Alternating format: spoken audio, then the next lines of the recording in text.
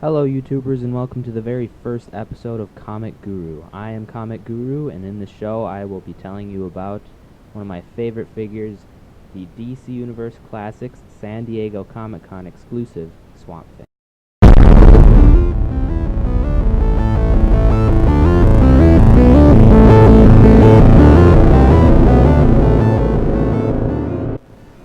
Alright, so for those of you who don't know a lot about Swamp Thing, he was a botanist who created something called the biorestorative formula, which was designed to make plants grow bigger and faster, when his arch-nemesis Articulation ended up sabotaging his experiments, which caused him to light on fire and then eventually run into a swamp where he turned into the Swamp Thing.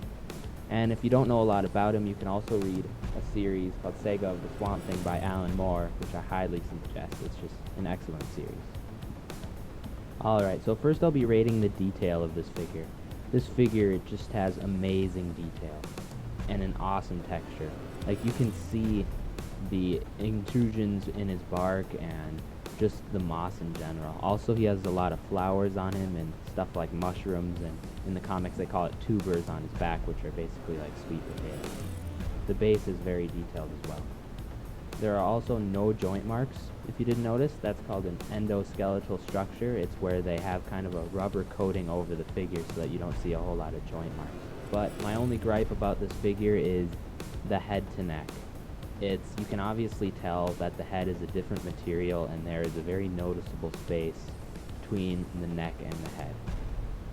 All these amazing factors of the detail of this figure, I gave it an amazing 9 out of 10 for detail.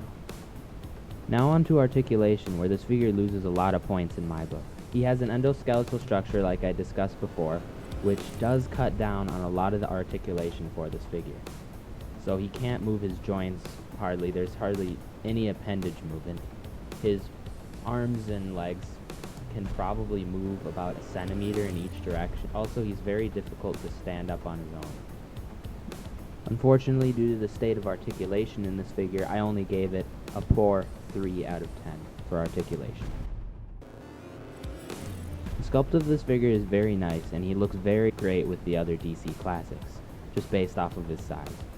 But unfortunately, he is hard to display without his base, like I did discuss before. But he gets some bonus points due to the fact that he has an endoskeletal structure, and I'm sure that was very difficult to pull off for the sculptors. This grants the sculpt a pretty good 8 out of 10. Now moving on to the accessories of this figure. He does come with what are called the Unmen, which are Articulations's kind of mutated, used-to-be people. The accessories are as detailed as his figure, which is extremely nice, and I'm sure very hard to pull off for the sculptor. But unfortunately, there is absolutely no articulation in them at all, which makes it kind of awkward for the accessories like Ophidian, which was the purple snake look. Also, they have awkward labeling. So like you can see the words China written on Cranium's hand. Even with some of the accessories' faults, I still granted it a great 8 out of 10 because of how detailed they are. The packaging on this figure is amazing. It comes with a pulp head, which is ginormous. It's about the size of your average person's head or bigger, and it's pulp, which is kind of ironic considering it's eco-friendly and the figure is Swamp Thing. But unfortunately, this pulp head is pretty fragile. It's basically like an egg carton box. But the pulp head does fit really well in the box.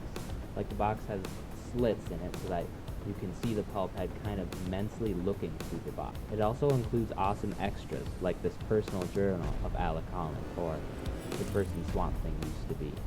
That includes interesting Easter eggs about the Swamp Thing story. With all these factors, I had to give the packaging a 9 out of 10 for its above average performance. Overall, I believe this figure gets a great 8 out of 10 because of its awesome extras, its amazing detail, but unfortunately, bad opposability. Alright, so that was my review of the San Diego exclusive DC Classic Swamp Thing figure. If you forgot some of my ratings, I have them down below in the description. Thank you so much for watching, and this was Comic Guru telling you to have a nice rest of your day.